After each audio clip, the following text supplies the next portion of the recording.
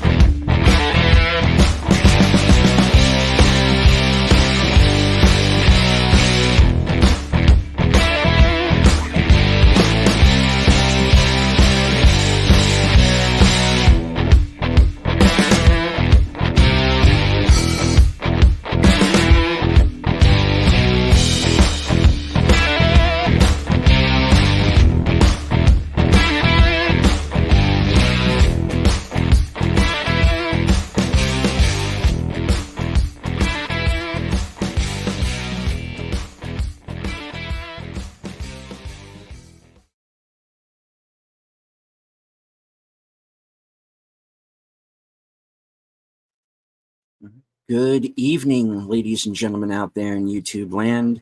I am Deleted Scenes, human being, American, and YouTuber Ronin. I would like to welcome you to tonight's episode of Live from Sparkwood in 21. The show chronicles the cult classic television series Twin Peaks, created by David Lynch and Mark Frost. Joining me tonight on this Odyssey, Superfan Last Call with Troy Pacelli. Hello, hello. I like the way you changed up the presentation here. It looks like we're labels inside of a 45 record. No, I dig it too. And hello as well to she of the smoldering avatar. Both her actual avatar and the well, I mean, good point. Thank you. Netters Network. Good evening. How are you guys tonight? I'm doing well. I can't complain. We are doing speculatively better than Boomer. He will not be joining us tonight. Yeah. I don't know exactly what the path of this hurricane is, but he said that they have. I'm still trying to.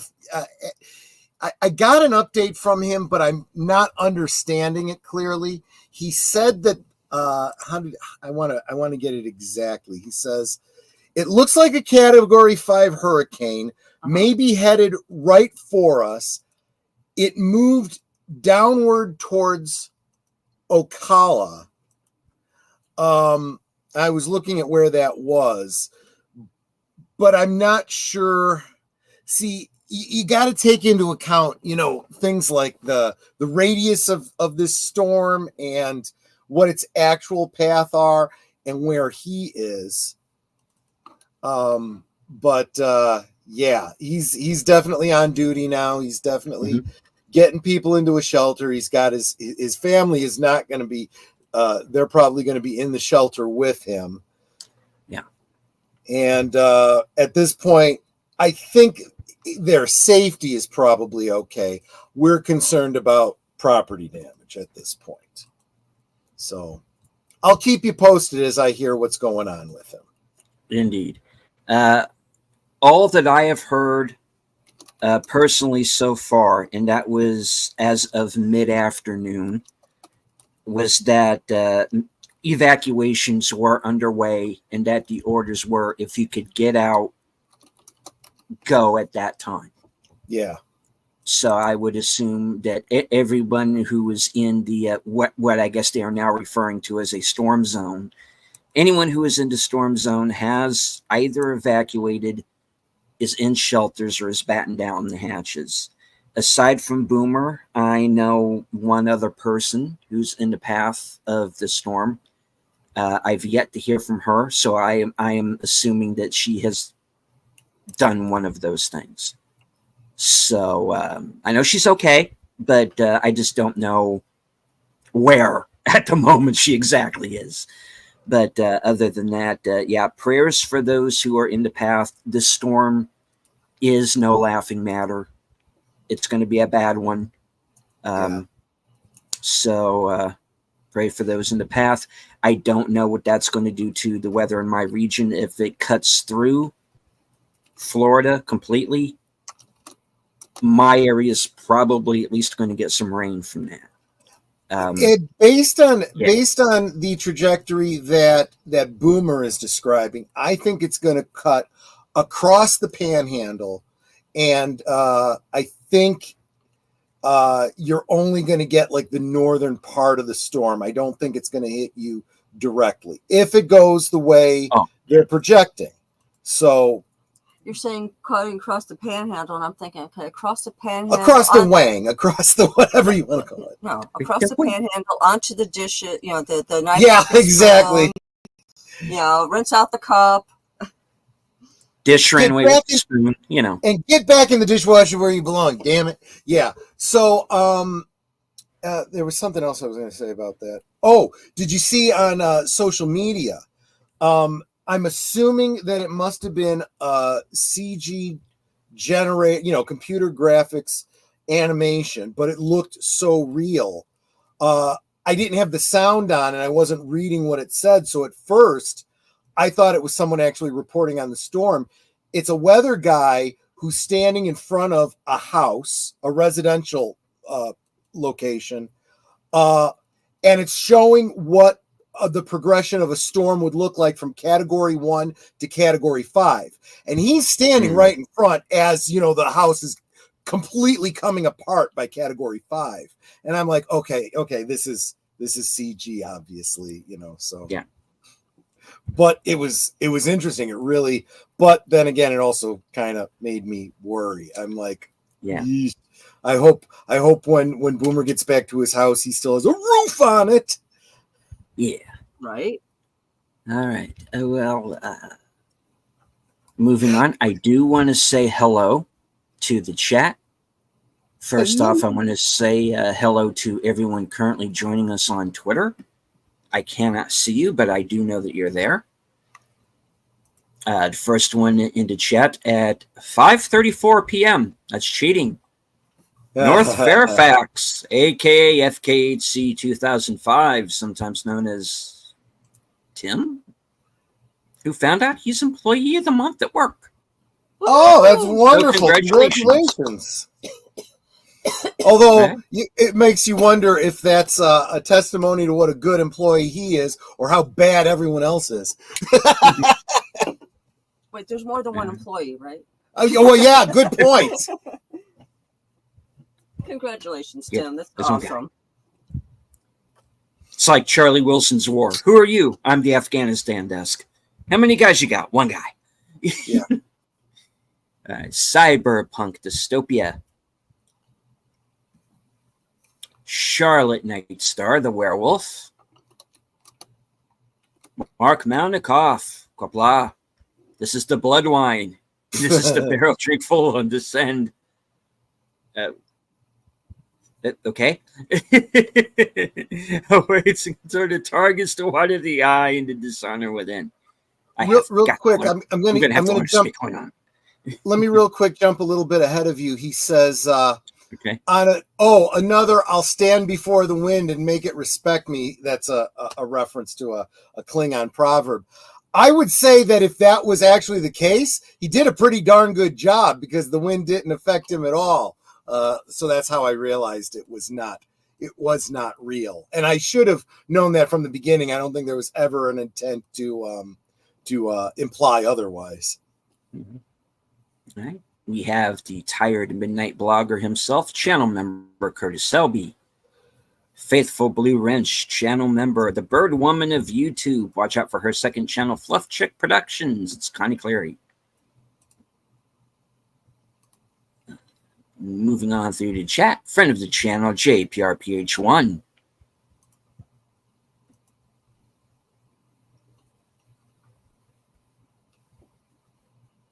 Scrolling, I don't want to miss anyone. Emoji Queen, Lady Mist. Newest member of my channel, Space Fraggle. Daniel Barry, Sports Highlights.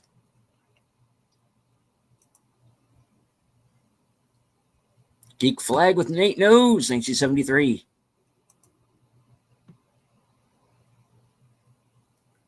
All right. Game Pro is back with us. Good evening, sir. Cheers and good vibes, my friends. Hope you're all well and safe. Yes, indeed we are.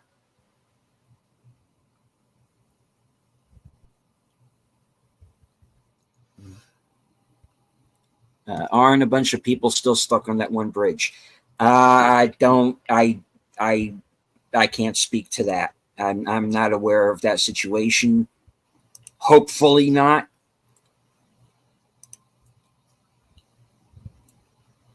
Okay. Let's see. Moving on. Host of Films with Friends, which I will be appearing this Friday along with Outlaw Bill. We will be watching 1934's Universal picture, The Black Cat. Boris Karloff versus Bela Lugosi. It's going to be a good one. So join us over on Big Al Presents channel this Friday night.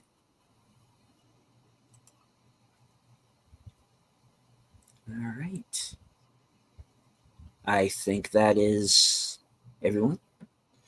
Game Pro with every day, once a day. Give yourself a present. Don't plan it. Don't wait for it. Just let it happen. There you go. Could be a news shirt, men's store, catnap in your office chair, or two cups of good hot black coffee. Exactly. Space Fraggle was saying he's over on Netter's channel trying to help her get her goal of 3,000 hours. Netter, you're really close, aren't you? You're within. Last I checked, I was like 84. Yeah, she's under 100 that she needs, so she's getting there. And I told her, I said, you know, you guys are really the shining knights that are really helping get her over it. But I figure by the end of the month she's going to have it anyway, because I pointed out to her, and I think you know this, Deleted Scenes, the way that YouTube calculates the hours that you need is in the last 365 days. So in other words, tomorrow it will recalculate, dropping off 366 days ago, you know, and calculate it from there. And I said, she is doing more streams per week than she was a year ago. True. So ultimately she's going to get there. And I think in the next week or so, she's just organically going to get there. But guys, you guys are just so awesome and so encouraging to her. Super appreciate every single one. You downgraded our chat? No, they're Osmo. I just, you guys know what I mean. You guys are Osmo. Yes. Ignore what Troy said. Yeah, You're yeah. Osmo. Just, I don't even know why I'm here. Never mind. Well, I'm here to hit the play button so that we can watch Twin Peaks. And like I said, we cannot do this without you. Your support means so much to all of us, and every little way that you support our chat, whether it's a comment, a like, whatever it may be, it's immeasurable. It really is for us, because all of the different things that you do add up, and it could be just a like, just a comment, whatever, but they add up. So thank you all so very much. Thank you for those who have been so diligent and have me on like 24/7, help me get to my goal. Yeah. You guys are so amazing. I said, I can't do this without you, and I appreciate you all so very much. So I want to do a quick recap of last week. And because of the fact that I'm going through this, having seen it at least once. No, actually, I've seen it twice before. I know that some of the scenes that we see seem kind of pointless and filler, to someone who hasn't watched it through once before. But I know what, that some stuff needs to be kind of recapped because it's setting something up for the future. So last week we had Cole calling the sheriff's department, talking to Lucy, having an odd kind of conversation with her, gets connected to Frank, tells her about the pages from Laura Palmer's diary being found, and that there are 2 Coopers. So, now our heroes are starting to get keyed into what we already knew, literally since the last episode of season 2. Albert tells Preston the backstory on Blue Rose, and how Cole and Jeffries kind of founded it. And we were reintroduced to that concept of the tulpa, right? Which as we know, is what Dougie Jones was before he was unmade in the Red Room and replaced by Agent Cooper, who is now, he is not a tulpa, he is himself, but he is impersonating Dougie Jones. I don't know. But you guys get what I'm saying. And then Diane shows up. Cole asks her if Cooper ever mentioned Garland Briggs. And she confirms that he had. Albert explains what happened to Briggs, the whole thing with the ring, Janie E. And we find out that Janie E. is Diane's half-sister, married to Douglas Jones. Seemingly completely out in left field, but very important. Cole describes a dream he had of Monica Bellucci, whom he had coffee with, who explains we are like the dreamers, the dreamer who dreams and lives inside the dream. But who is the dreamer? And then he remembers the scene from February 16th of 89, where Jeffries shows up, says, do you know who that is? Pointing to Cooper. That's that scene from Fire Walk with Me. And then Bobby, Hawk, Andy, and Frank arrest Chad. Yay! Everybody cheered. And then they went. There was much rejoicing.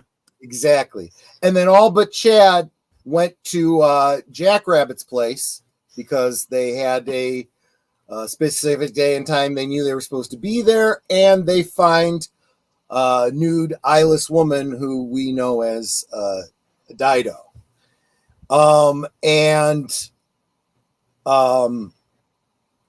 Andy gets taken up to the White Lodge to have a conversation with the fireman, who shows him a vision,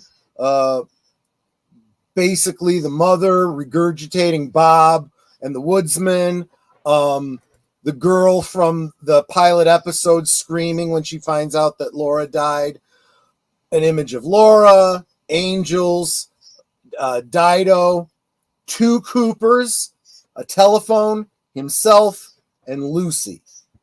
I spent a lot of time on this vision, so I kind of know the imagery, even if I haven't completely parsed it yet.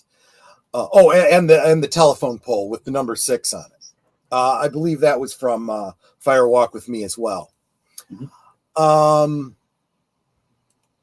then he shows up back, at Jackrabbit's place. Everyone else is confused and doesn't remember everything that happened, but Andy does. He covers Dido up in his jacket, picks her up in his arms, and says she's very important, she must be protected. And they take her back and put her in a cell at the sheriff's station, pretty much because it's a bed and it's someplace they can protect her. And honestly, because she's blind, we're not even sure she knows where she is. So, you know, and Chad's getting upset because the drunk guy is repeating all the utterances that Dido makes. And good. I'm glad he's uncomfortable. James and Freddie take a break from their jobs as security guards at the Great Northern. And we get the whole backstory on Freddie receiving a green glove and an image of the fireman telling him to go to Twin Peaks, Washington. You know, that whole story there. We're going to get a little bit more of that tonight, or we're going to see more of him and his, you know, one-punch superpower. Sarah goes to a bar, takes off her face, and bites the throat out of a trucker. Yep. And at the Roadhouse. Yeah, we're not making that up, folks. I'm not. That is exactly what happened. At the Roadhouse, Sophie and Megan discuss Billy, who has been in the yard of Megan and her mother, Tina. Tina, of course, we remember from the conversation that Audrey had with her husband. And apparently he entered the kitchen bleeding from his nose and mouth before suddenly leaving. Lizzie performs Wild West, end credits. So, a number of those scenes have payoffs in tonight's episode. So that's why I wanted to quickly go through that. I appreciate you guys giving me the time to do that. Mark Malikoff says, I had a coworker named Chad once many years ago. He was a shitty manager, and getting him in trouble weekly with his boss was something I enjoyed. Well, there you go. There you go. Let's have a Patrick Swayze Christmas this year. Yeah.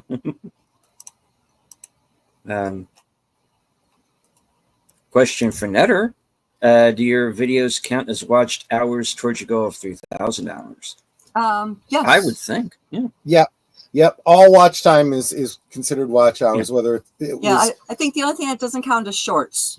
Right, exactly. I only have 2 of those. And even if they did, you'd have to watch one on constant repeat in order for it to make any time. But whether you're watching a live stream on repeat, or a standalone video, that all counts as watch hours.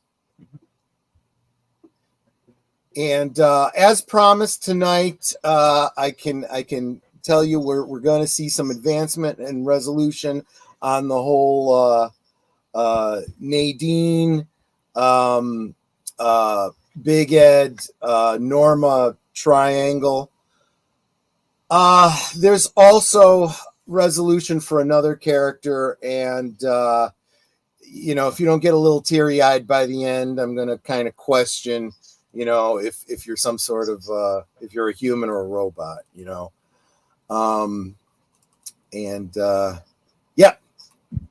that's all I'm going to share.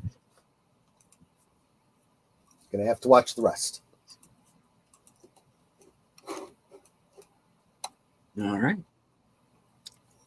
Well, if everyone is ready, please join us over on Cosme.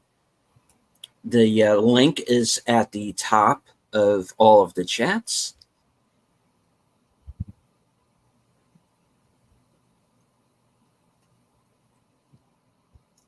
All right, let me get over there myself. All right. In You're 5. not yet? No, I'm there. I'm just, I've got 3 tabs up right now, so I just need to be on the right one. Only All 3, right. amateur. Amateur. Okay. All right. So, in 5, 4, 3, 2. This one's for Flappy.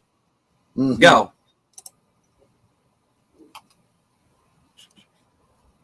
Make sure that's as I can go. All righty.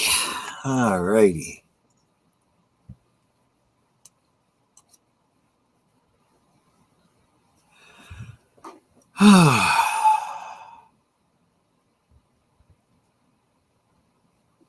I do have to say, what's nice about, opening up with the Angelo Badalamenti theme is, it's like a nice deep breath, relaxation before it gets really, really weird.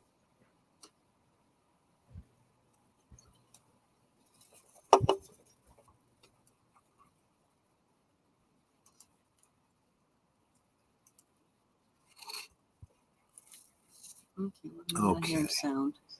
Pardon me? I'm not hearing sound myself. You're going to have to crank sound on everything. I got it. Because it's not very... Apparently, I had to hit the play button on my end. Oh, that's weird. Yeah, I had a little... Yeah, if Cosme doesn't start up for you right away, you might have to relaunch or refresh or whatever.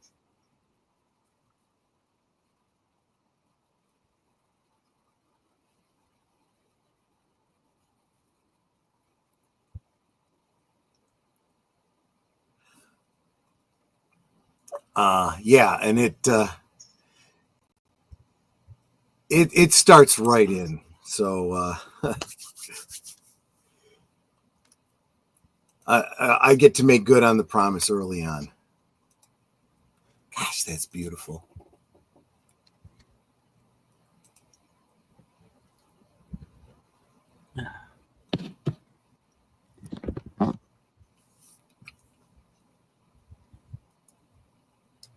Hello, Nadine.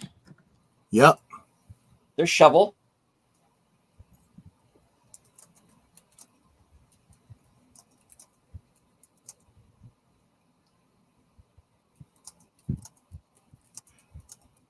And here we are. Of course, this is not the same gas farm.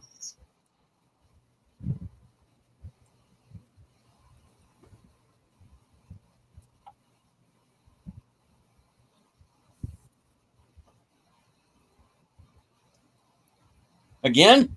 Yeah, exactly. That's like, what? That wasn't the outfit you were wearing this morning? You changed? Yeah.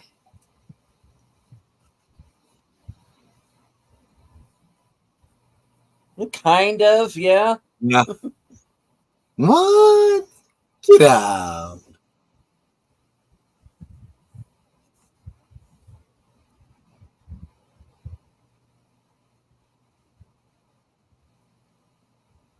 Yeah, she has. Yep.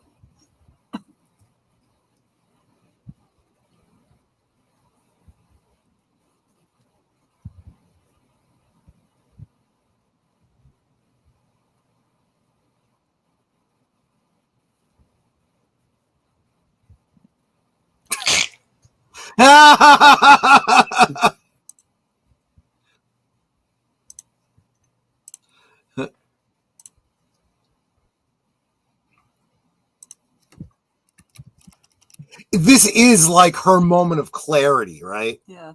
Yeah. She goes, yeah, I'm going to go look up that football player I used to shack up with before. Yeah.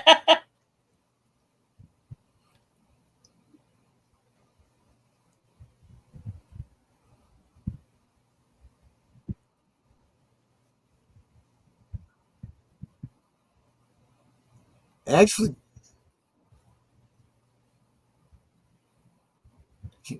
based on his past history with her, yeah. Yeah.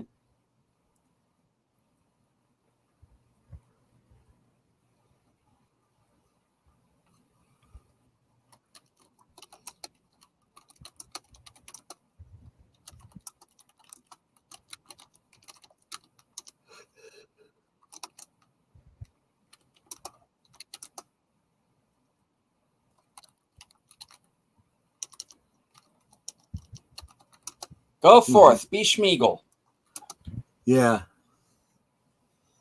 That is kind of sweet. So, drop the divorce papers and... Exactly.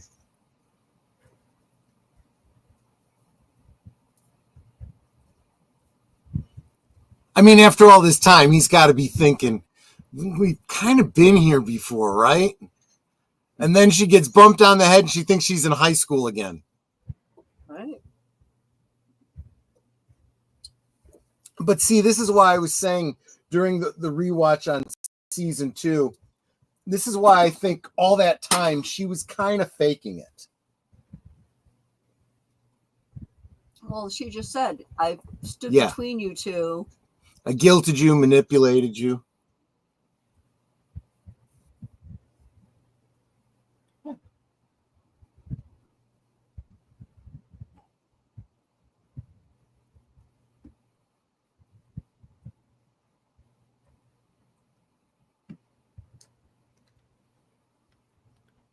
Yeah, we're going to have to hit Grant Goody for the satellite again.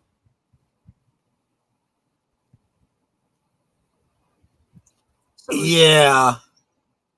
Extra points to anyone who gets that reference. I'm sorry, I only half heard it. I was kind of caught up in the scene. So who is the guy sitting with her? He's the guy in charge of the franchise for the Double R, kind of like a business manager.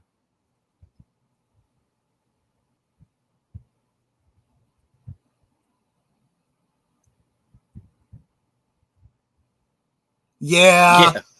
It's like, I've come to tell you that I am free to be with you. And instead of telling this guy that, you know, we need to meet later, something important just happened, you're just still taking the meeting.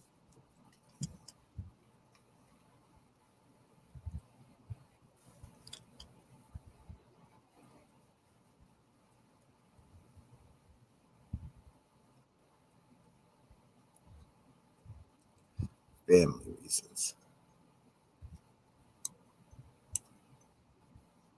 Yes, the Manson family.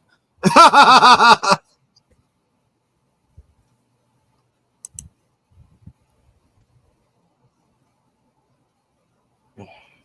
got a mug like that. I've got a black one and a green one. Except yours doesn't have the flare at the bottom. That's the only difference. I can't see the bottom. I can only see the top. It's got like a base. Oh.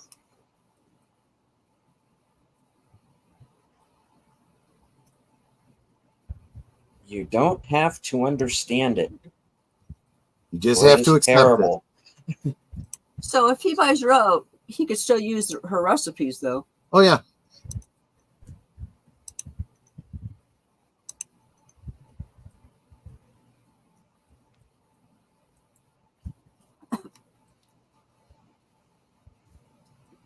Good. Now take it and go because, 8 is enough. Right. Yeah. I see what you did there.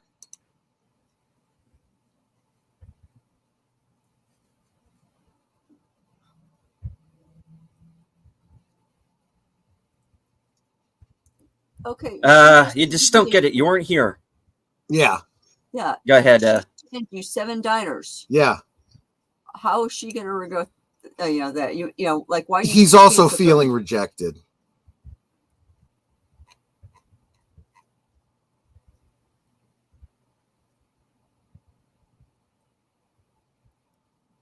Okay, Ed, stop giving yourself haircuts. Yeah.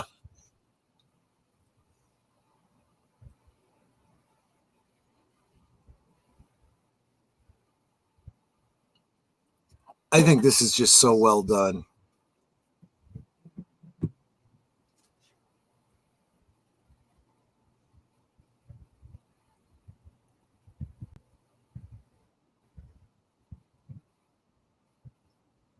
I mean, there was a couple times that I really thought Everett McGill was going to start crying.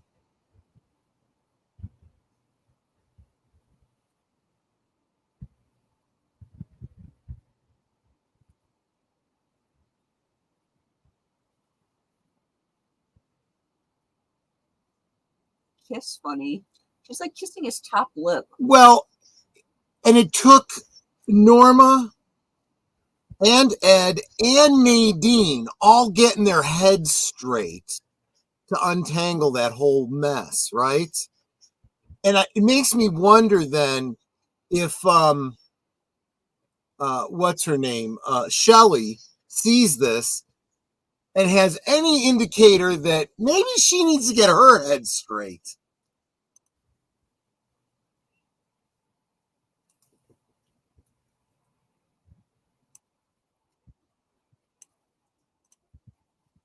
But first things first. Yep. Twin Peaks got a Twin Peaks.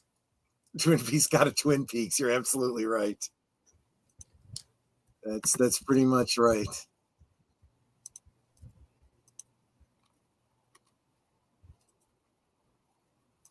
It was then that I realized that the future was like a black highway at night. Wait, what? I'm sorry. No. If Robert Blake pops out, I'm leaving. Yeah. And I'll tell you something else. It's scenes like this that make me realize that my plasma TV is not that good.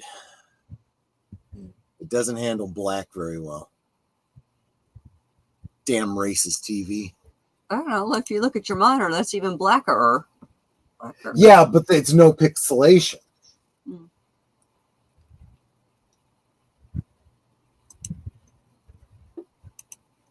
StreamYard's enemy, pixelation. Yep. Absolutely right.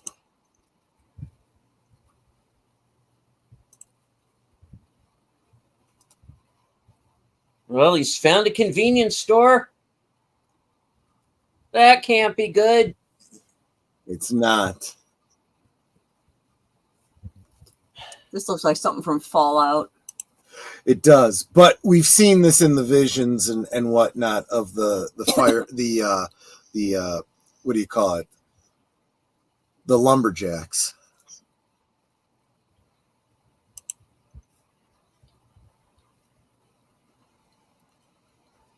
So Cinderella in a party dress, she was looking for a nightgown. Saw the devil wrapping up his hands, getting ready for the showdown.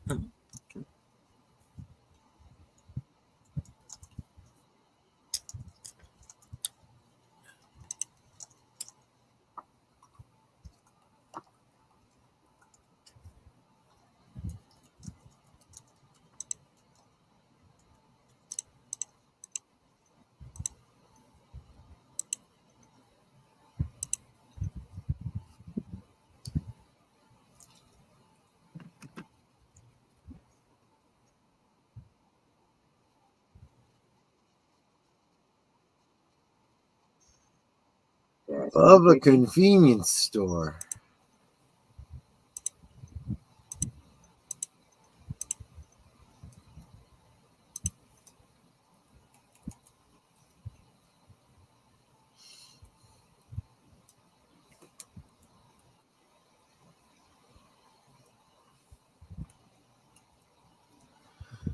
And of course, you notice that all of these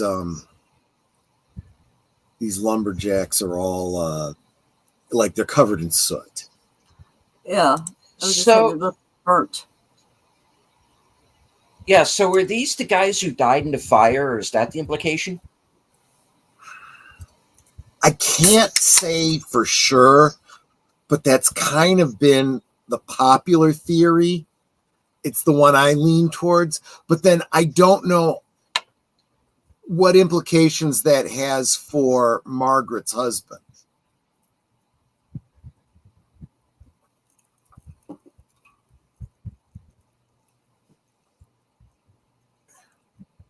They wear high heels, suspenders, and a bra. Yeah, exactly.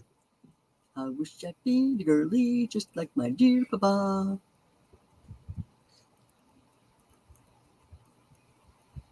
Oh, I'm a lumberjack and I'm okay. No, they're not okay. They're really, really not. In this world, they are. Well, I guess the villains are always the heroes in their own story.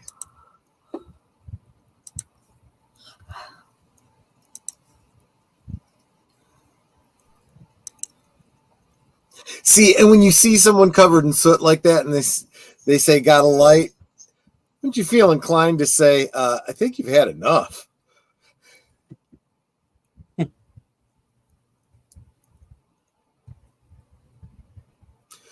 So definitely some temporal, dimensional shenanigans here. If you go up the stairs from the first to the second floor, open a door, and you're outside on the first floor again, it's just kind of weird.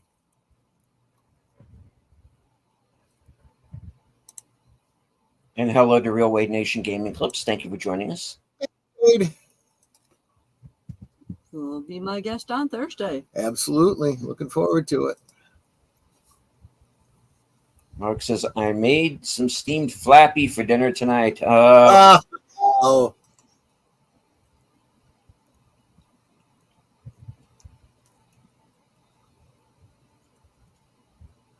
No, it's not low. It's just very quiet, Fraggle.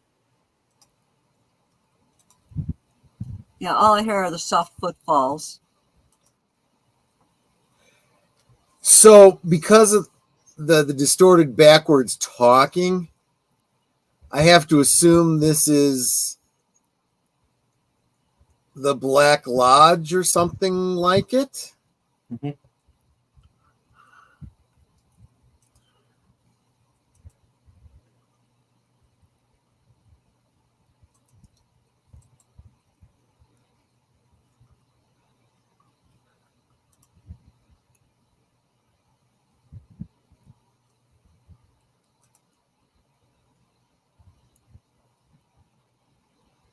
Also, you all might just need to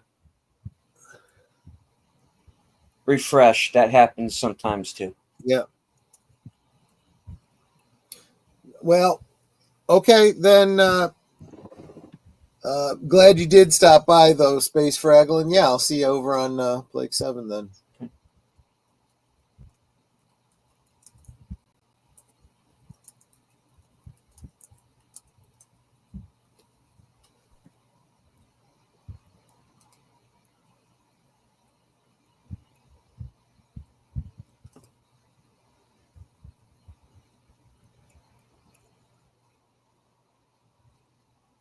Philip Jeffries, everyone. Adorable. He seemed thinner before. Yeah.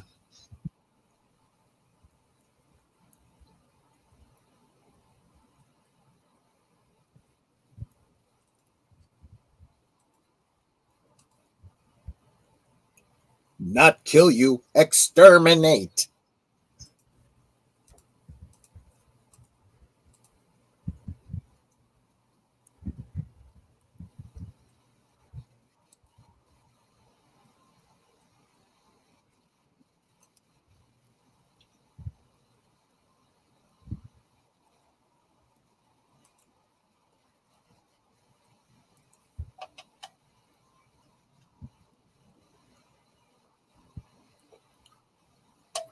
So is he a giant teapot?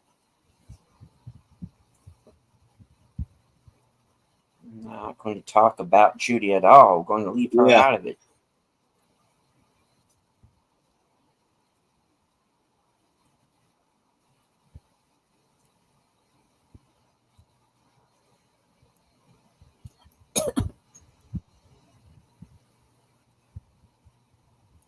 But how did he know that? He wasn't there. Or was he? Memories?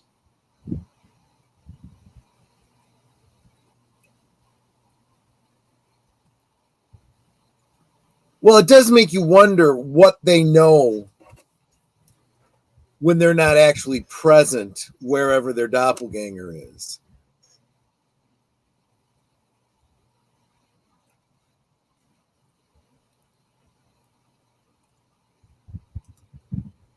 This episode is brought to you by the number 4. 8, 5, 5, 1.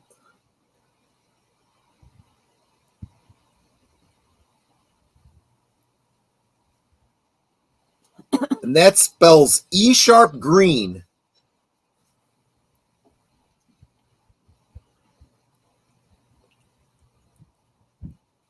Judy, Judy, Judy.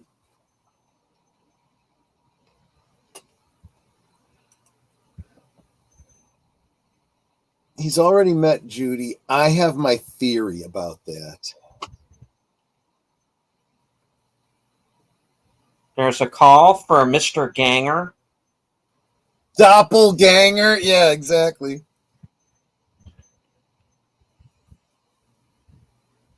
Nobody's kicking you out, Space Fraggle. No, you're not kicked out. No.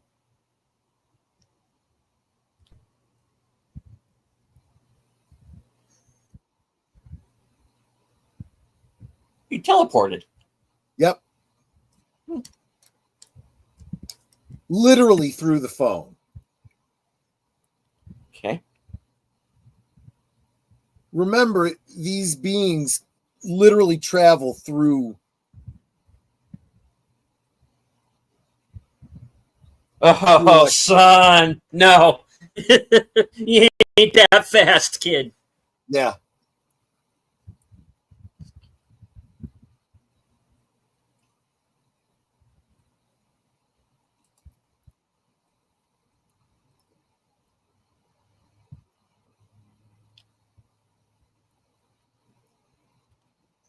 Oh.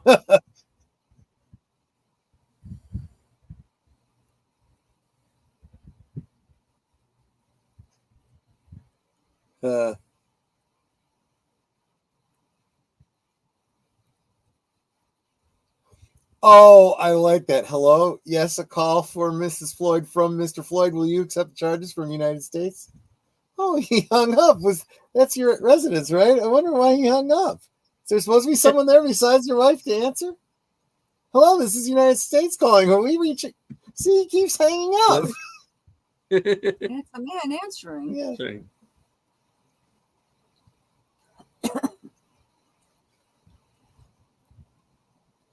Yeah, and in this show, I wouldn't be surprised if it wasn't followed by "Run to the bedroom in the suitcase on the left. You'll find my favorite acts." Okay. Convenience store. It even is labeled convenience store. Don't look so frightened, because it's just a passing phase, one of my bad days.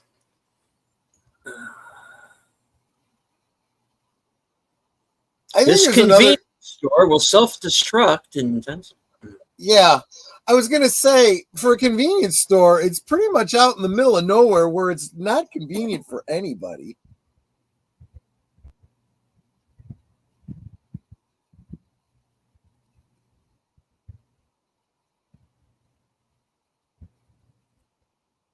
It's kind of phasing out. Bye. Well, it's not needed anymore, is it? Right. Mm.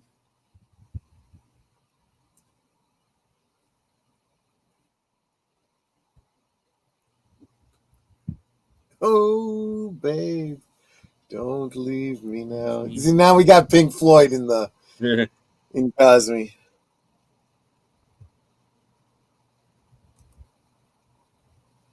Convenient for Bigfoot. Okay, good point.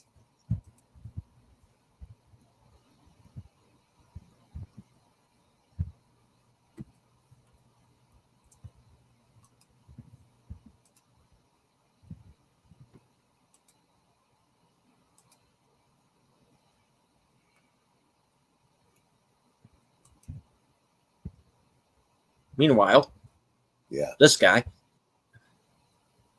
Is he going to find Jerry? I thought Jerry came out of the woods. I'm not sure. He did. Yeah. I don't know. Did he? Okay. He stumbled out of the woods. I think he's. Oh, he's going to find two, it, number one, and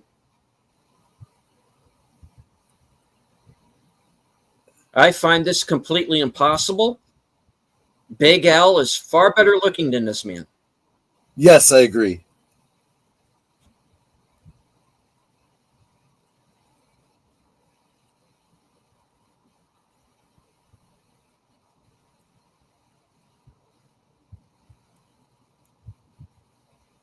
That is one big tree. Yep.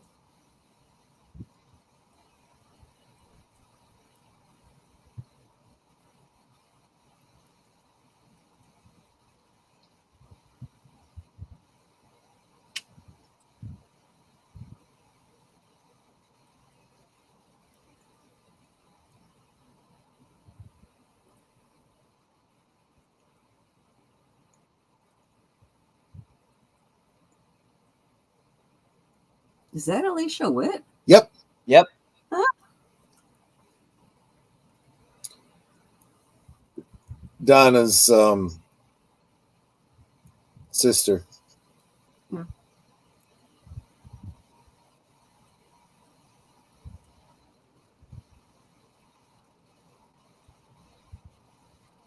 So apparently it's important that he's a high school graduate. Then he should be able to properly load a firearm.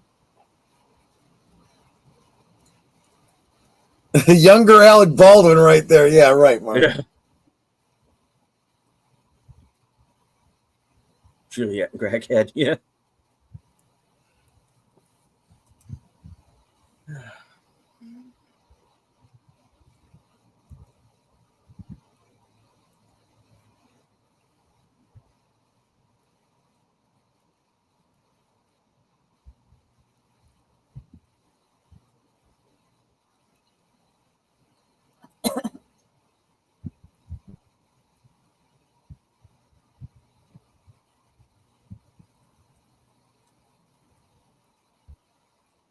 No. We are not getting the Midnight in Paris Adrian Brody Rhinoceros speech again. I can't.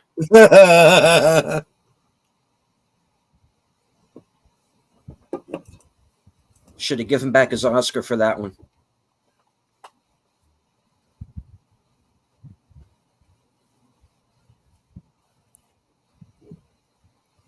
I like how she said earlier, you were stoned. He's still stoned.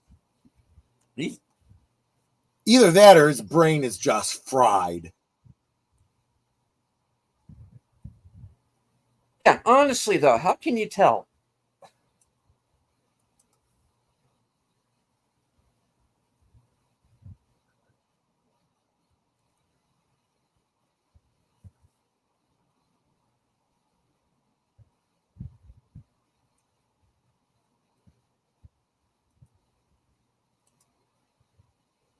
Oh, boy.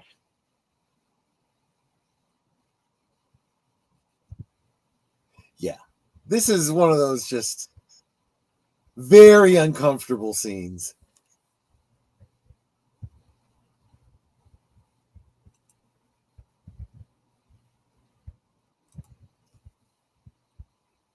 This Long Legs prequel is weird. Yeah.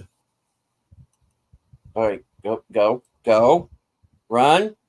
Go for it. No. Chill. Everybody put down the gun. Everybody relax. You take your dog. Thank you.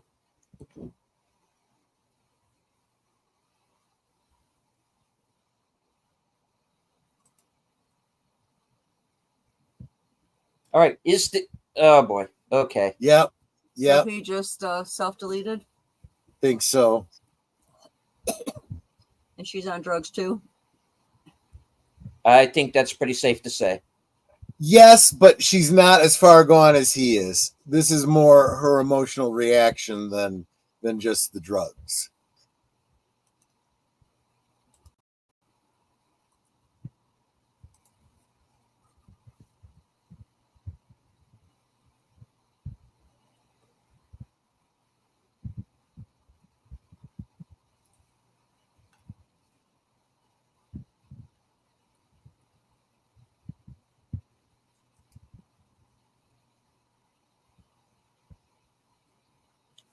Carl, help. Yeah.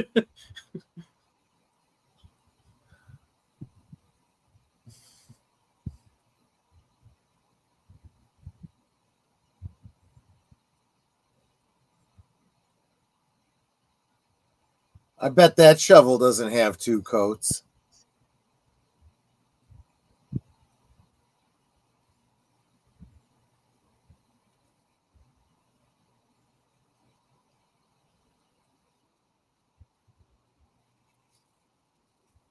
Yep.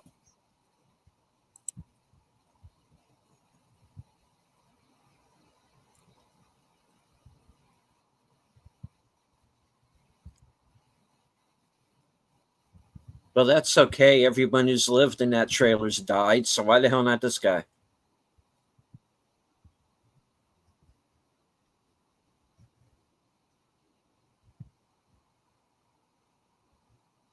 You go, Gramps. Yep.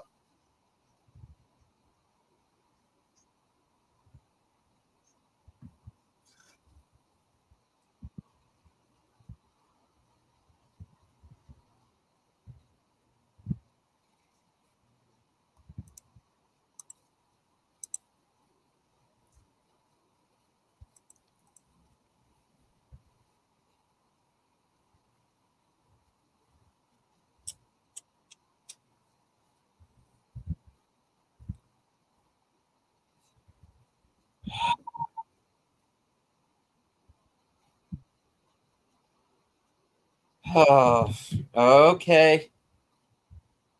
Fine. Freddie, if you would, please. Yeah. Yeah.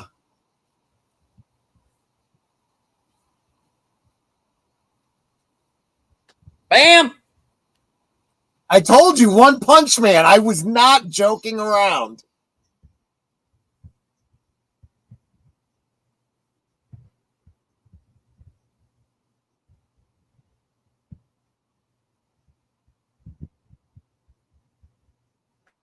Brief cameo. Ugh.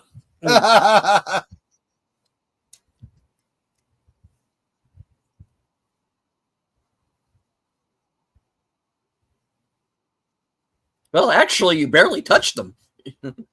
Exactly. But at the very least, he's got a concussion. Could be a hemorrhage.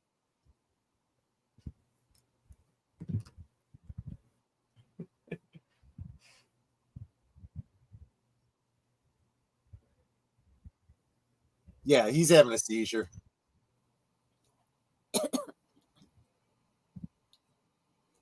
Meanwhile, back to quiet downtown Las Vegas. Mm.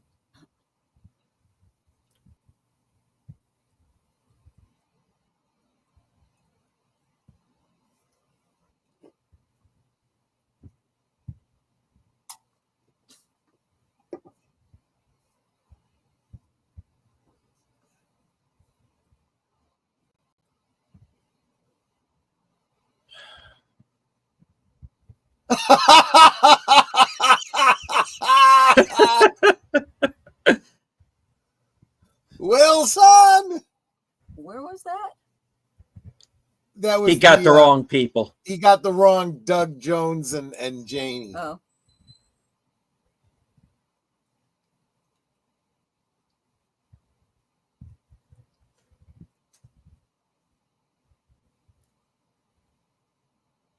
Oh, shit.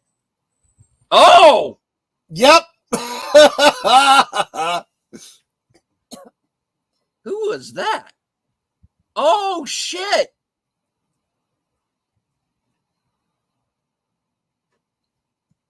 Hold on. Stacy, my Hamilton. Get in there. Finish the job. There you go.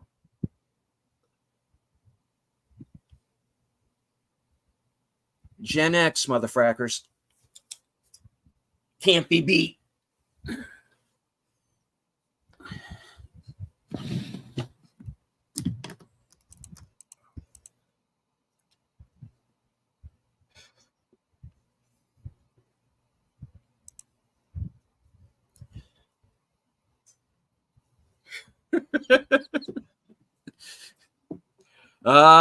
We got to be getting used to this by now. Is Ed going to have to come by and bail him out? Is that what we're getting here? Okay.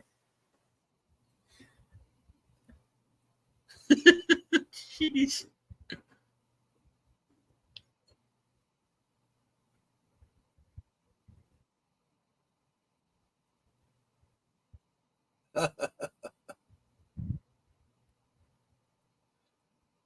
Well, again, they kind of had it coming. Yeah, I mean, he was saying hello, and the guy just blew everything out of proportion. It literally was self-defense.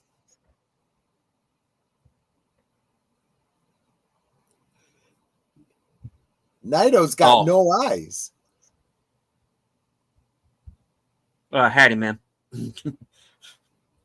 Hi, welcome to Twin Peaks. Yeah. We're basically right back where we started. Yep. Basically.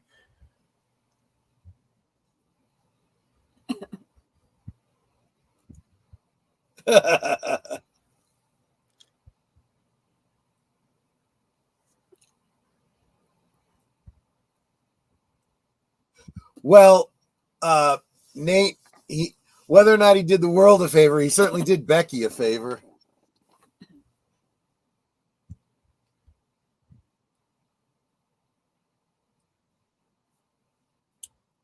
Yeah.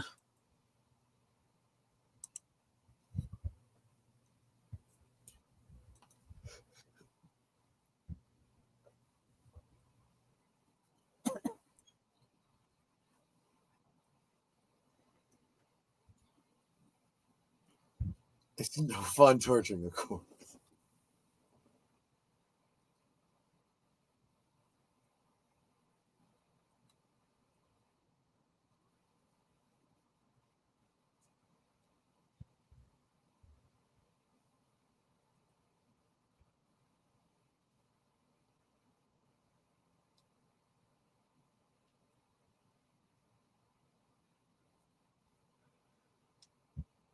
What a dysfunctional couple.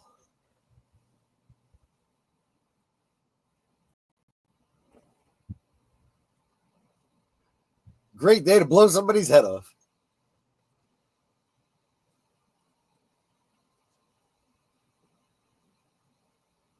I see a red door and I want to paint it black.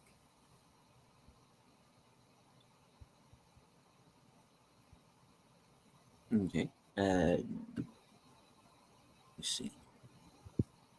Where did she get chocolate cake from? Mm-hmm. New face to the chat. Freckled Joy. Marjorie Cameron's mother is named Carrie. Okay.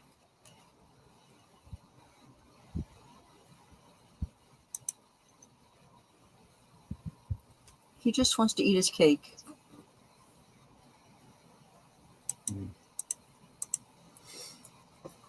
I mean, right now he's been all about the simple pleasures.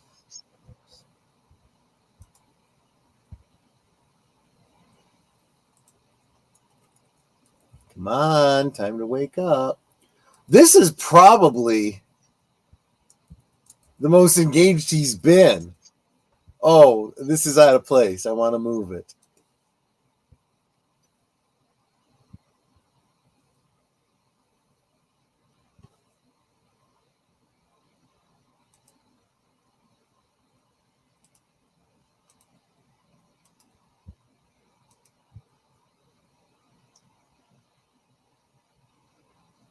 He's like, this is great. I can just sit here and eat pie and cake and drink coffee.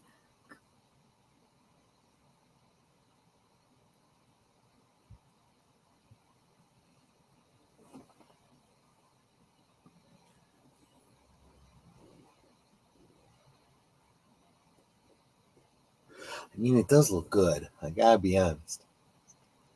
Doesn't look like there's any frosting on that cake, though.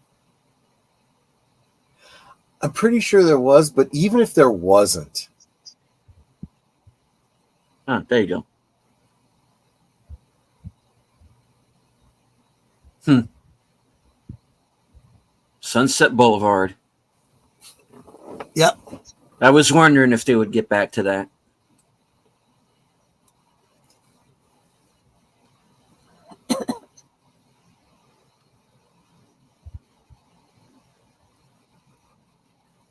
Yeah, huh? It's like, I know that guy. Gordon Cole, yeah.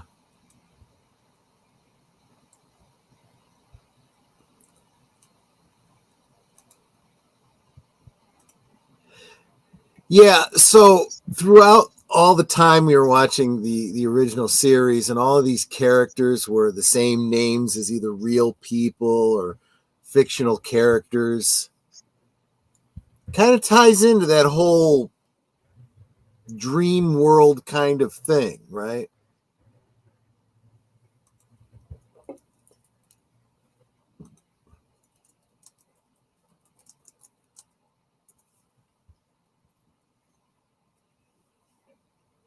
Don't get too close, you get sucked in. Oh, that's not a good idea. Yeah, he's using the wrong end.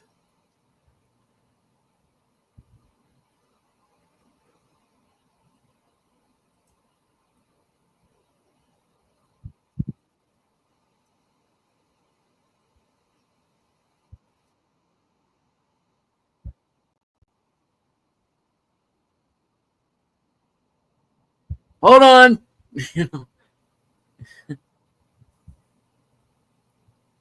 He Yup. knows what he's doing. I hope. Yeah, we hope. Oh. Margaret. It's okay. It's okay. It's Uh, okay. Give me good news, Margaret. Thank you.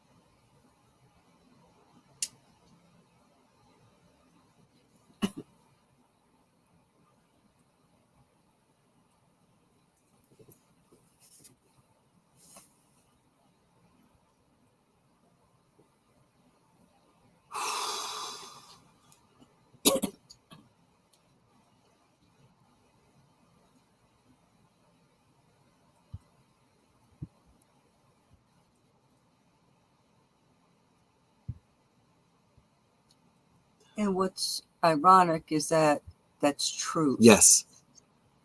That was intentional, yeah.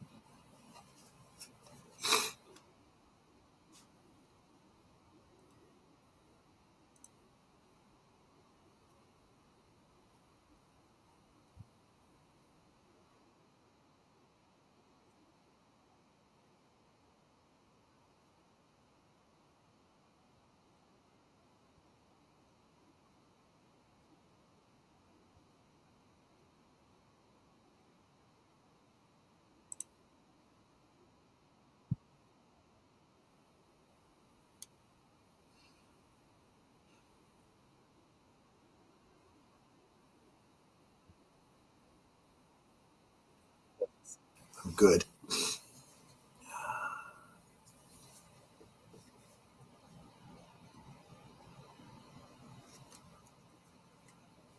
Had she passed away during the filming of this? Immediately after, almost Yeah. immediately after filming her scenes. Before this went live, actually.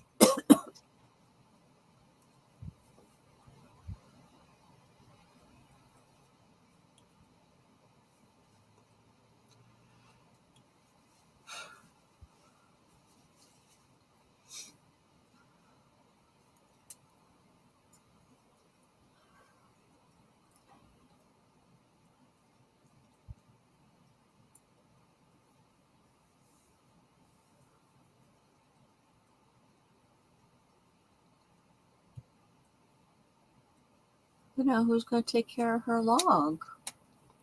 The log has turned gold.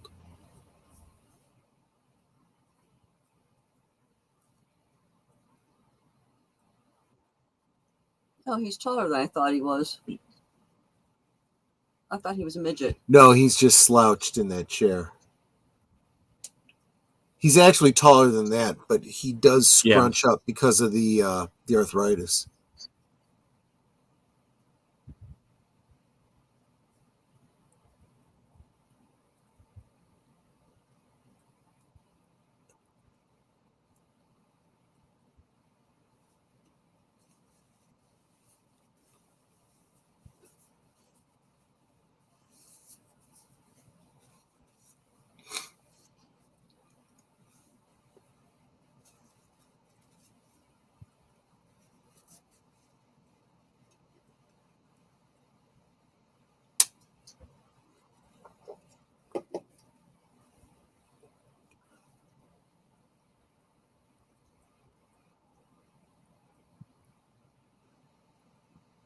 On the threshold. No. You were not Threshold. That was Jeff Goldblum. Huh.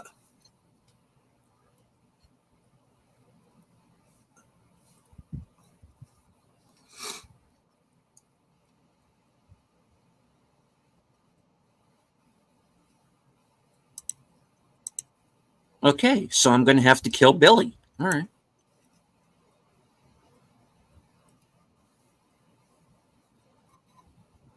Oh, just put your coat on. Exactly.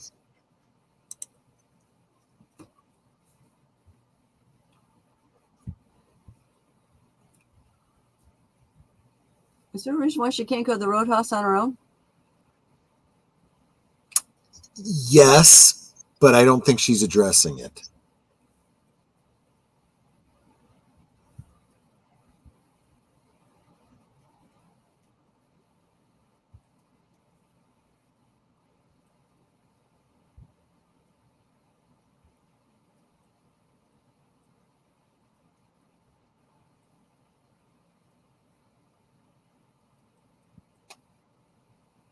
Indeed, that's the question. Not Billy Zane. Right.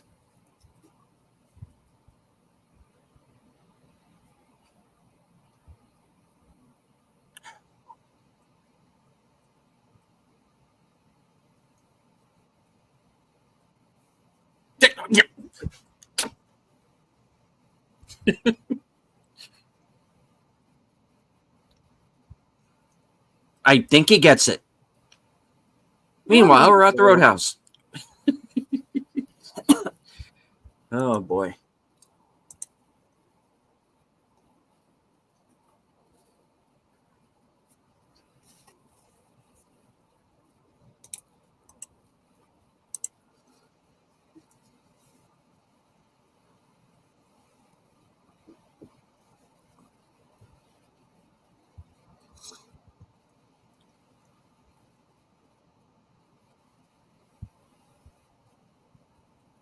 Yes, but what if she knows karate?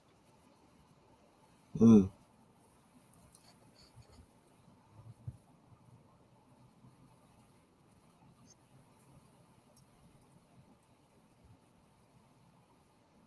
Aren't we all?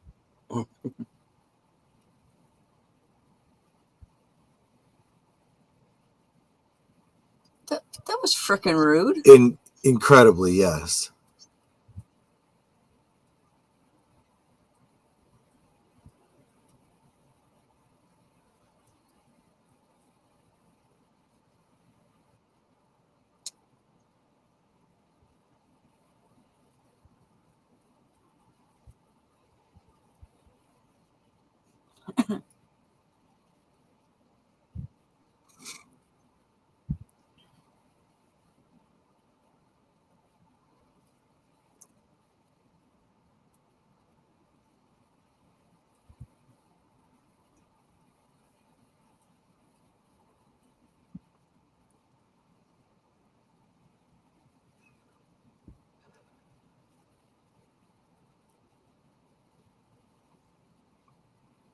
Yep.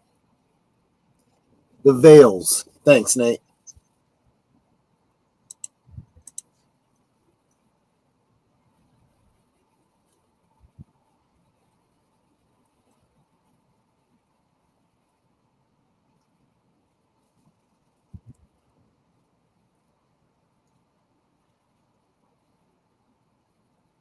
Now, I think that what bothers me more than the guys taking her out and putting her on the floor is that no one comes to help her. That's, I think, the worst part.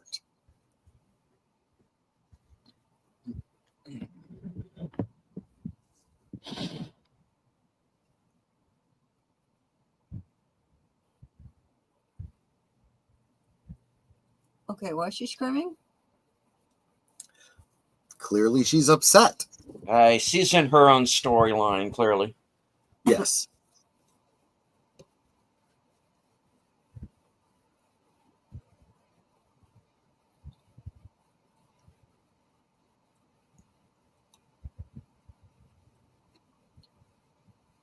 And since the actress is Charlene Yee, we know that her name was Ruby. Okay, that's the second time I was just kidding about who the actor was, and it turns out to be that actual person. Yeah. Oh boy. Okay. Yeah. Oh, see, that's the funny thing. I don't know that you're joking because I assume you know. Well, there you go.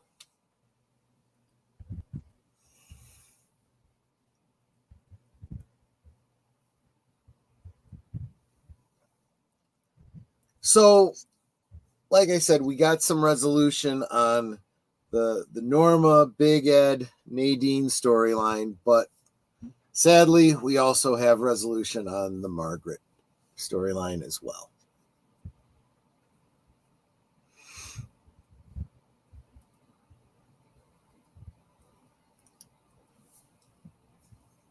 In memory of Margaret Lanterman.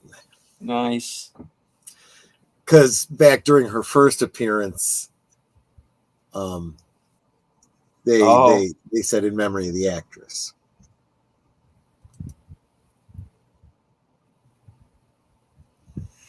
It was a nice way to bookend the actress and the character. I mean, I feel that the entire season, this whole return, whatever you want to call it, is just David Lynch's thank you and love letter to all the people that have been involved with Twin Peaks, So there you go. Did it say in memory of Margaret Lanterman? Yeah, the character after Catherine Coulson, was called out during the first episode, her first appearance. Yeah. So, like I said, kind of bookends it for us. Anyway, so there you go.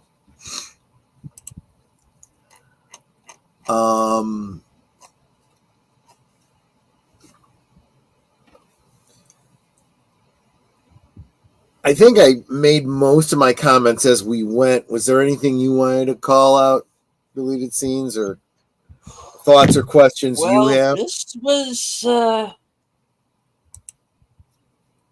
episode was a bit of a tearjerker, wasn't it? I did try to warn you guys. I did try to warn you guys. But even when I know what I'm getting into, it still kind of busts me up a bit.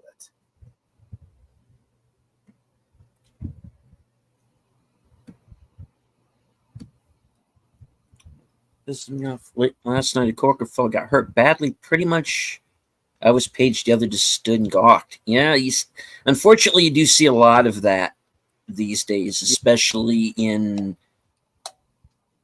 I'm just going to say it, especially in these younger generations. I mean, anything that's not a video game, they just don't get it. It's not real to them. We have a whole generation of self-centered narcissists. You hear it from the things they say. And for a long time, I really believed the comments that people made online and stuff like that was just performance acting. No. It's not. When people tell you what they think and feel, believe them. They really are as horrible as they appear to be. Yeah. And those of us that don't get it, maybe to our credit, but you're not going to understand these again, narcissists. That's the only way I can put it.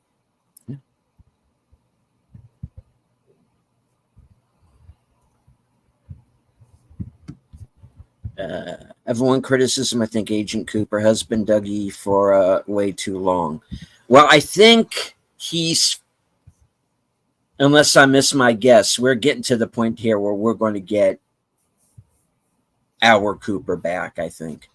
Yes, and I feel like Nate's reaction is what a lot of fans felt, definitely what a lot of casual viewers felt. And it was intentional. I feel that the pacing on the Dougie Jones story was very much David Lynch saying, yeah, I know what you want. That's not what you're getting. That's not what this story is.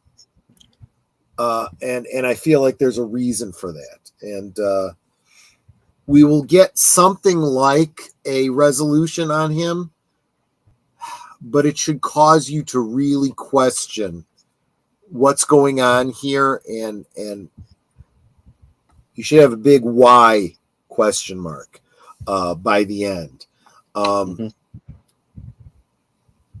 Actually, I'm kind of forgetting, Nate, have you seen this before, or are you watching this for the first time with deleted scenes?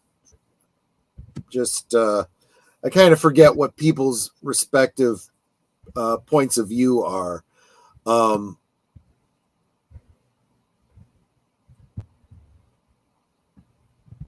Yeah. Self-centered, know-it-all narcissists. Yeah, that's what a lot of people are. Yeah. Enigma Severus. Hello. This has been fun, you guys. Had a soccer game for my school kids, so I got back a little late. Fair enough. Like I said, we finally get some resolution on the whole Nadine, Big Ed, Norma, kind of love triangle. Those three, like I the way I think I put it earlier is those three actually got their heads together finally.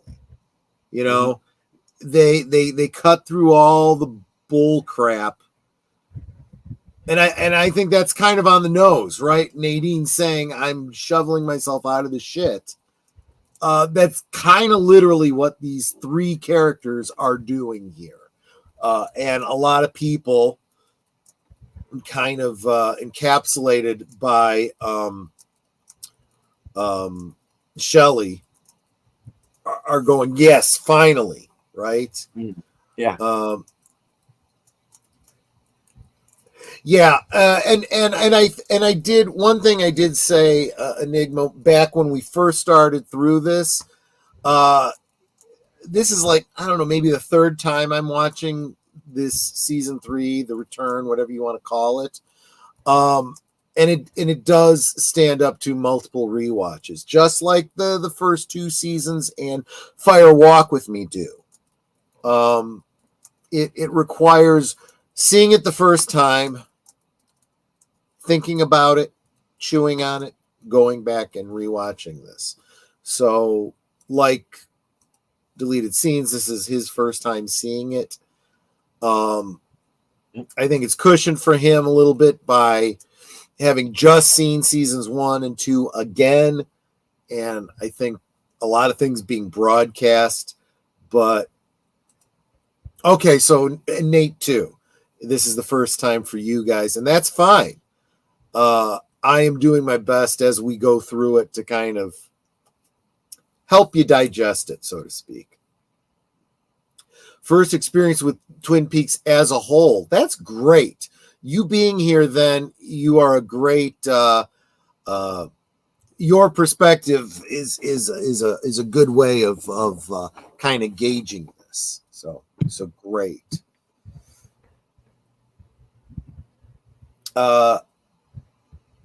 Yeah.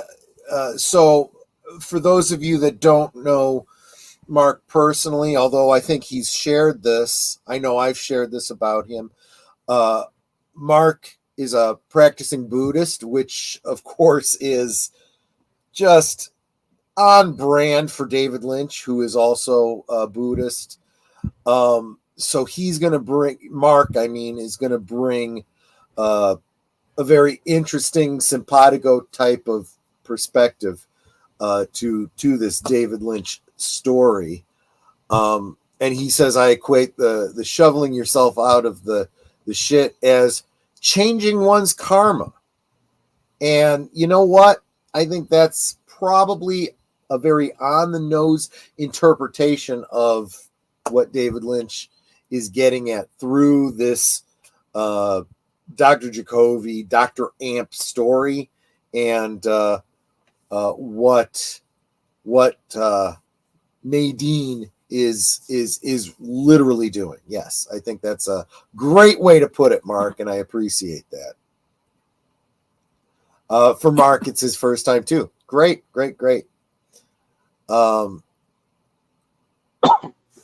So yeah, there we go. And again,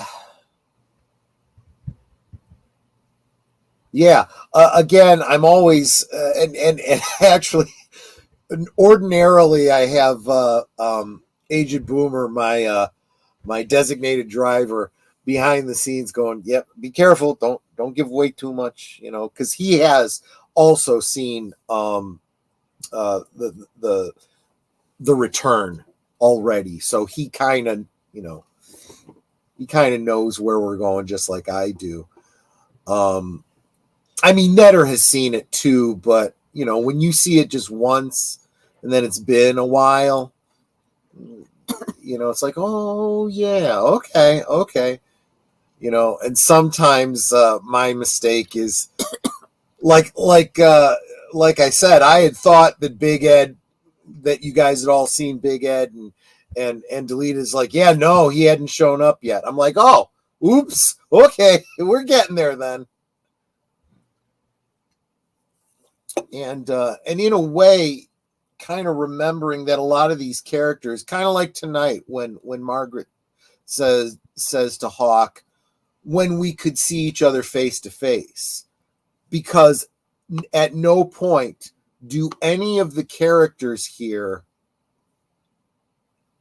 actually see Margaret. It's only this conversation on the phone, which is, like I said, I feel like it kind of harkens back to the Canadian audience that on the reruns got to see these Margaret Lanterman introduction, and you can see those on the Blu-ray release, her little commentaries. It's just her sitting in her cabin, kind of talking to the audience, kind of giving a little commentary, a little background, if you will, to help out people that are kind of coming in cold to the whole Twin Peaks thing. And thereby, Margaret Lanterman is like a Rod Serling, sort of, kind of a narrator character. And in a way, because she's speaking to Hawk, Deputy Hawk, She's kind of indirectly, or I suppose, exegesis kind of being, a guide to Hawk. Hawk is like the audience stand-in, but he's also someone who's a little bit more keyed into Margaret than I think anyone else in Twin Peaks. Yes, she's like an oracle. That is very on yeah, that's on the nose. Thank you. She is like the oracle. That is literally her role in all of this. So when she talks in these very obscure kind of ways, there's a reason for that. She is a guide, but she's also kind of trying to make you think for yourself. I know that's a strange concept for a lot of people these days. But I say good. I say good. This is what this is all about. David Lynch is not spoon feeding you. I mean, to a little degree, he is sometimes giving us Margaret, giving us the log lady introductions, for the rewatches and the Blu-ray releases and whatnot. He is kind of helping you out a little bit. That's about as spoon feedy as David Lynch gets. But I suppose, in all fairness, that's kind of what I'm trying to do too as we go through these. Just trying to help you all out. I'll answer your questions if I can, to the extent that I can. But this is part of the process. This is part of the David Lynch thing. Is sometimes when you ask the question, the answer is, interesting. And that's all you're going to get, because that's part of the process. You got to think about it, so to speak. Oh, and Curtis too is along for the trip. That's great. I'm, Nate and Mark and Curtis. I'm glad that you guys are here and this is your first time through, because that's what I'd hoped for. I'd wanted to be able to share this with a group of people, kind of bring you into the fold, bring you into Twin Peaks. It's a journey, and you want to bring people in and say, hey, join me for this crazy little quest.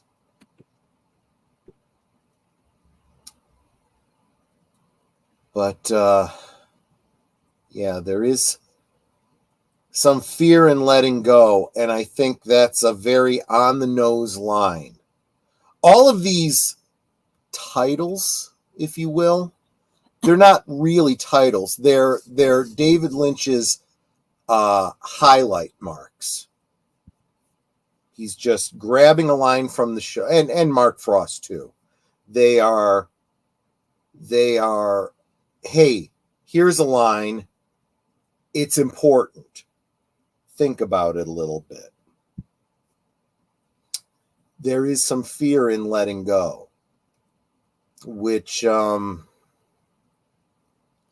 think I get it. Kind of don't like it, but I understand it.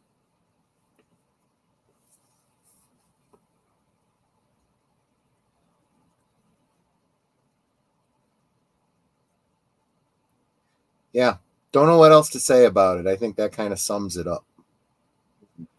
And we are getting into our last couple episodes, our last several episodes. We're kind of winding this whole thing down. This whole crazy narrative that, we've unraveled, we're kind of winding it up now.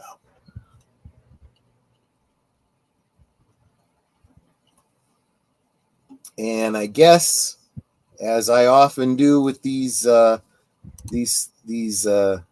things, that's all I got. I'll do my best to answer any questions you've got now or in the future, but that's about it for me. Are you sure? I think so. Well,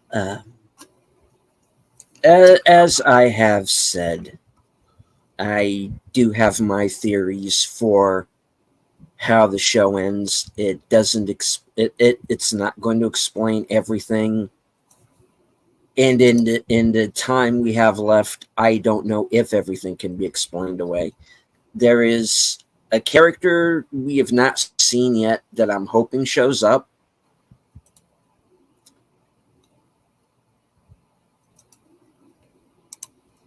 But as of right now, I don't know how they could be fit in.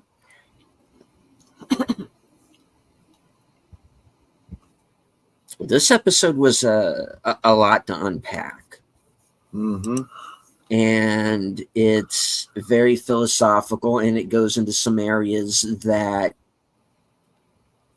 at certain times of the night it's not best for me to go in. Just let me put it that way.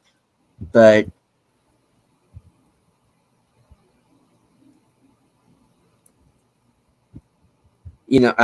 I do definitely feel like there's just some forward momentum to this. This is going to be a pretty wild last few episodes here, folks. And I thought I knew what was going to happen, but now I'm not 100% sure.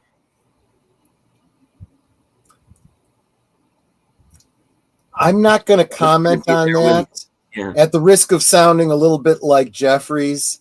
But yeah, that's the other thing. Number one, why is Jeffries a giant teapot? And well, in a meta reference, we know why, because they didn't have the opportunity to bring back David Bowie, but in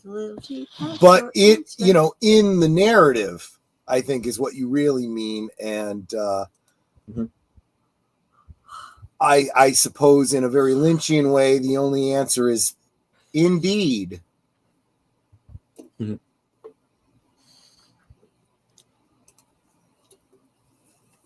All right, we got more of the we got some Judy references. Maybe we're going to see Judy, or maybe not. I don't know.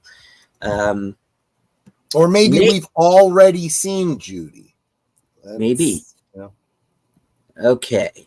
Audrey is still in a coma, isn't she? I am of the mind that she is.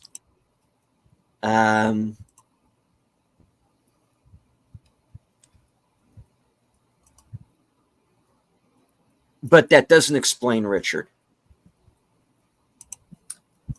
Or does it? Maybe it I does. don't know.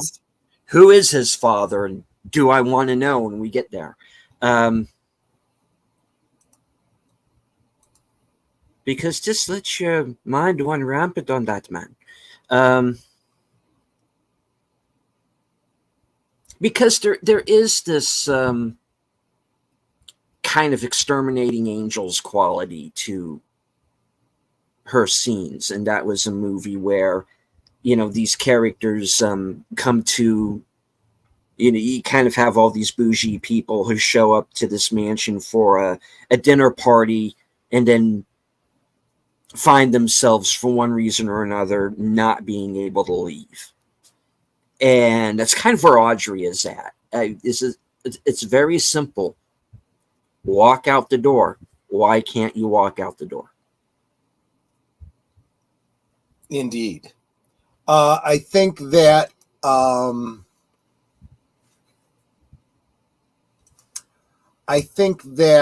Audrey and Dale are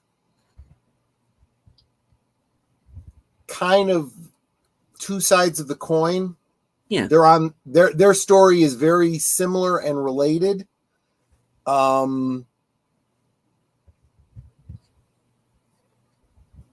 Right, the sleeper must awaken.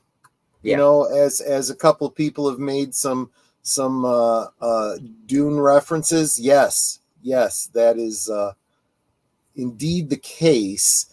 And also, Enigma Severus, I want to highlight his two comments. Anakin is the father. He's turned to the dark side. I'm just going to highlight those. I'm not going to comment any further on it, but yes, think about that. Very poignant what Enigma Severus is saying.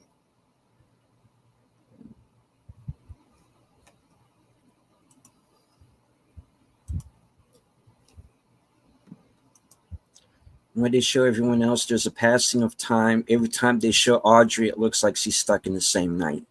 Yes, that's another thing. Well, I have said almost from the very beginning, there is some timey-wimey stuff going on.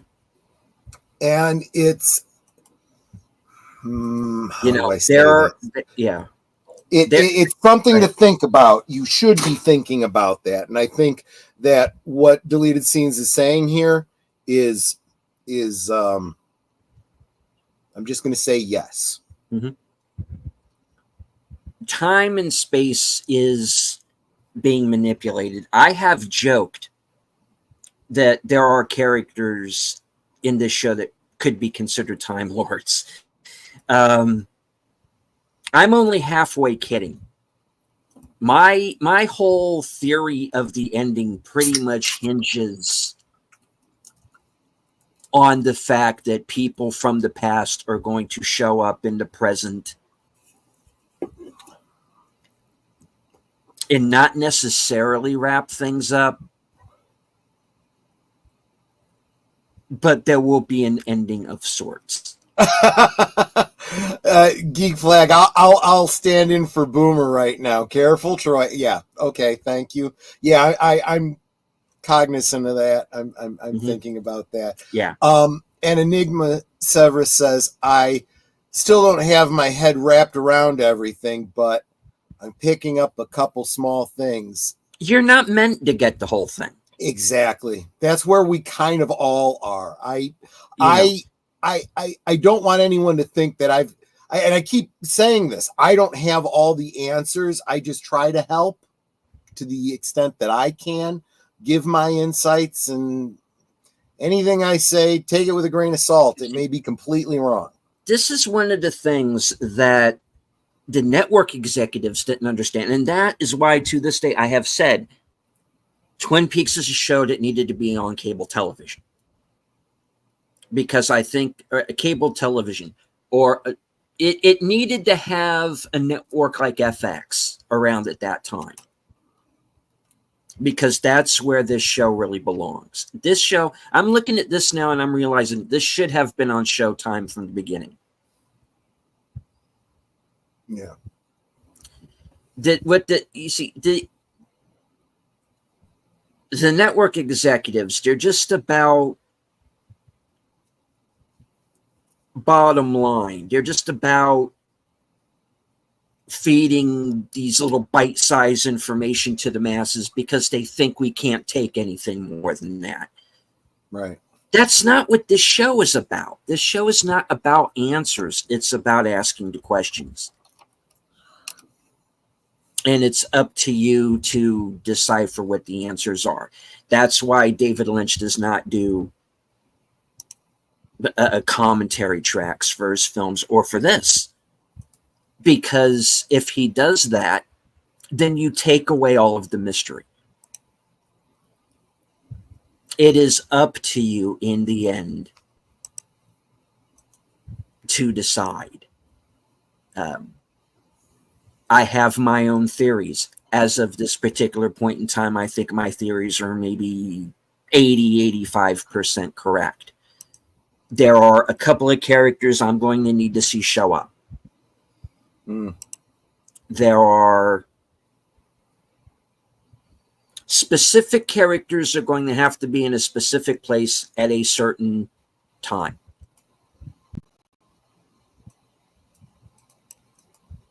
time and space. There's a point where there is going to be a convergence, and I do believe certain characters need to be there for that. Now, with the time we have remaining in the show, I don't know if we're going to be able to get there in the way that I thought they were going to. There are characters that, in my opinion, are missing. We have characters in play that haven't really been explained. Richard, I think, being really the chief one.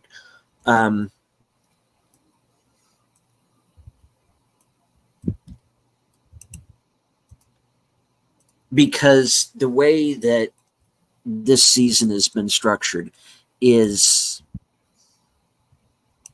you feel like you're only getting, I feel like we're only getting part of the story.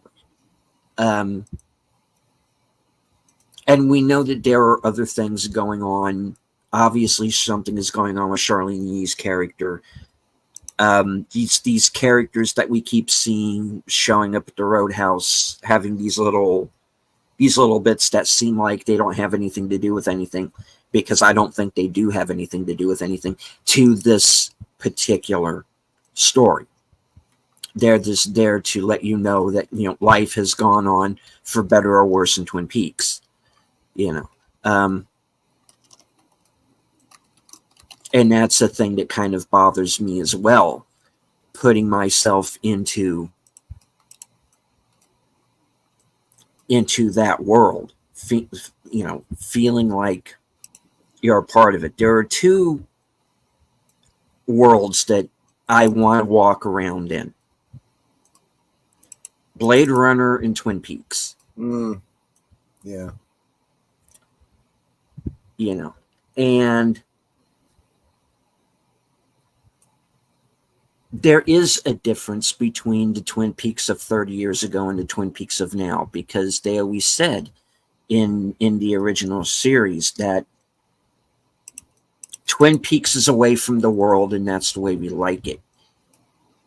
But in this season, it feels like the real world has very much invaded Twin Peaks, and it feels like everything is, the world is off its axis, because it is.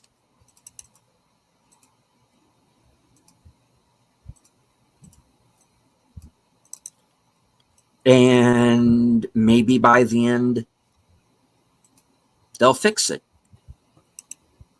Or maybe they won't. I honestly don't know at this point. But it's going to be interesting getting there.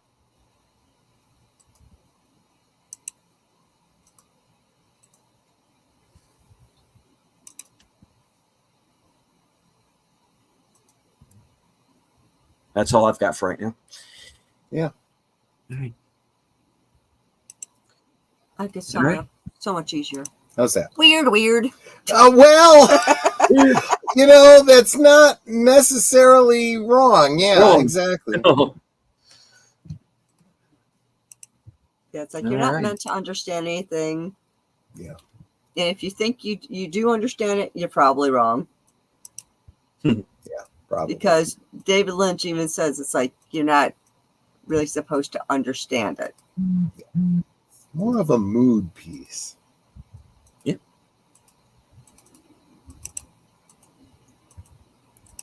Okay, so we do have Blake's 7 coming up here in just a few minutes, so we're going to have to very quickly start to wrap it up.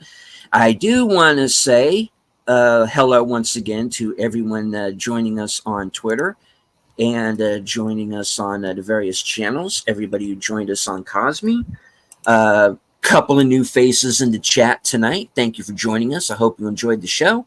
Hit the like, share out the stream. Remind everybody that Netter is less than 100 hours away from monetization. Mm-hmm. Yes. Can't wait.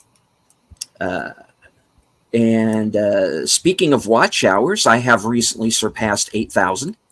Woohoo! So thank you very much. And also currently sitting at 2,802 subs.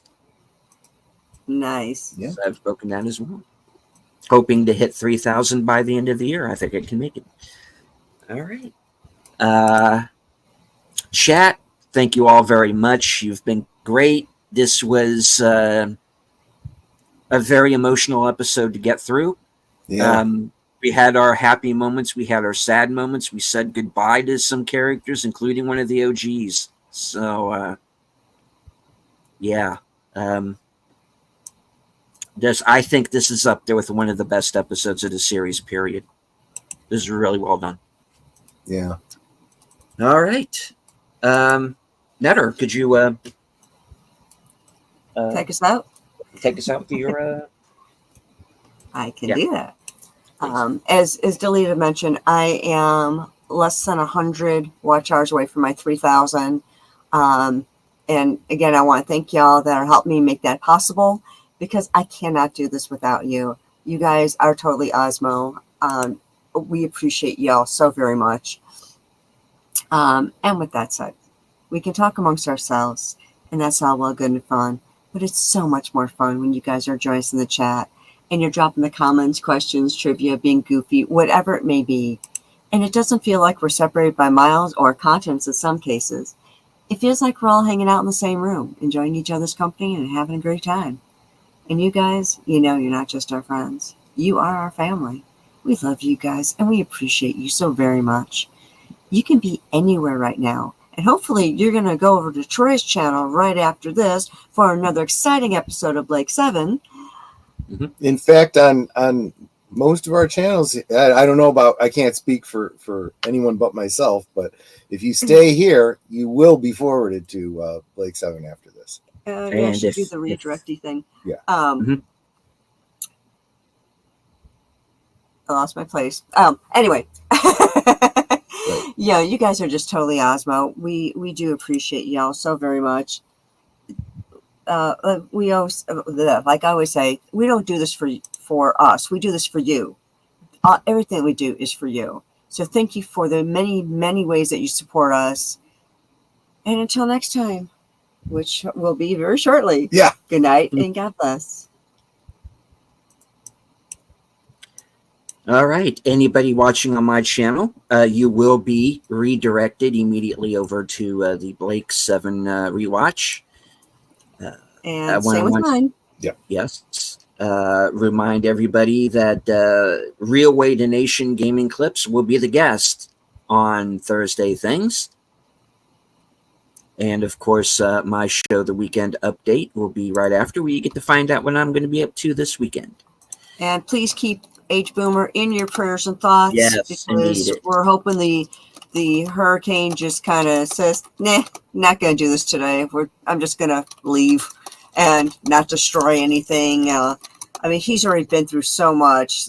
I don't want him to have to go through all this stuff again. I don't want anyone to have to go through any of that stuff, period. Indeed. Yep. So from HQ, the corner of Sparkwood in 21. Good night. Take care. Stay strong. Be safe. No matter what point you might be coming from, north, south, east, west, or beyond. Because this is how we win.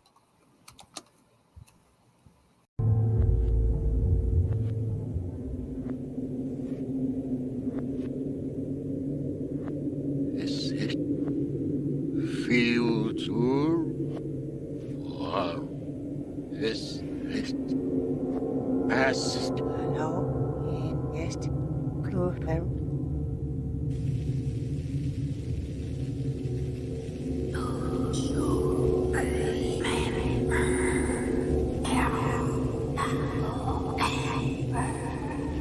Ha ha ha ha!